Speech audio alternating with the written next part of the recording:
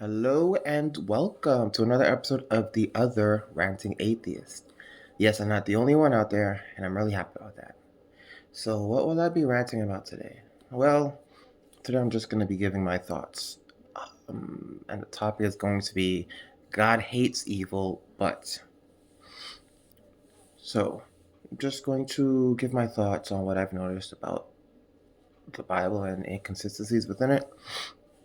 God hates evil, but he created the circumstances where evil would necessarily result. What do I mean by that? Well, he decided to give us free will, the kind of free will that necessarily leads to evil.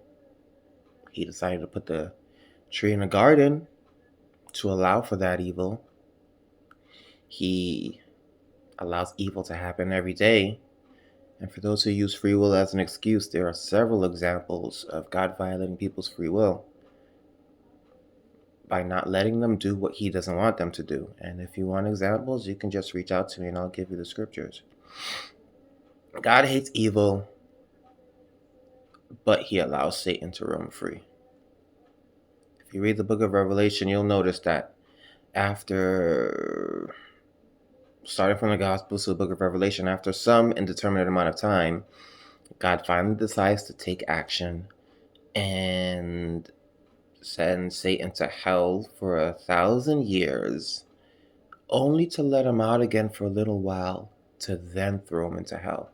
Now, does that sound like a God who really hates evil? Assuming that Satan is the author of evil, why would he allow him to roam free for so long, only to put him away for 1,000 years and then let him go again? Doesn't sound like somebody really hates evil, does it? For anyone who's ever watched any media that has to do with superheroes, you'll notice that superhero isn't going to let a villain run free because the superhero hates evil. They hate crime, and so they can't sit by and just let it happen. So they have to get involved because it's their conscience tells them that they have this ability to help, and so they feel like they are obligated to. Now, if God is the ultimate superhero in the story of life, and Satan is the ultimate supervillain, then you have to wonder why God is sitting back and let Satan roam free, ruining people's lives. God says he hates evil. He hates sin, but not only did he create the situation for evil and sin to result, but he sits back and lets it happen. Now, God hates evil, but he allows the innocent to suffer unnecessarily. And whether or not you believe that people are innocent really depends on your theology. If you're a Reformed Baptist or a Calvinist, you're going to believe that nobody's innocent. We're all evil. So, under that theology, then there is nobody who's innocent, and so everybody deserves what they get. But for other theologies, and specifically for whatever theology that street preachers tend to follow, they believe that there are innocent people. Unborn children, babies, infants, toddlers, up to some unknown age of accountability, which is supposed to change depending on the person. So until you reach that age of accountability, you are considered innocent.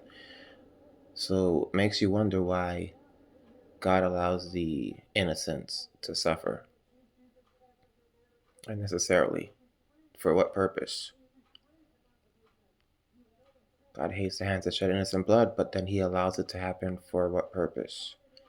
And again, this is where people usually talk about free will as an excuse, but there are several examples of God violating people's free will when he did not want them to do something.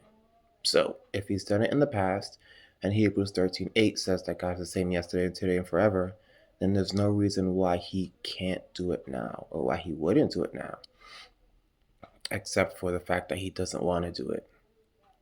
If he doesn't want to do it, that means that he really doesn't hate evil as much as he says he does.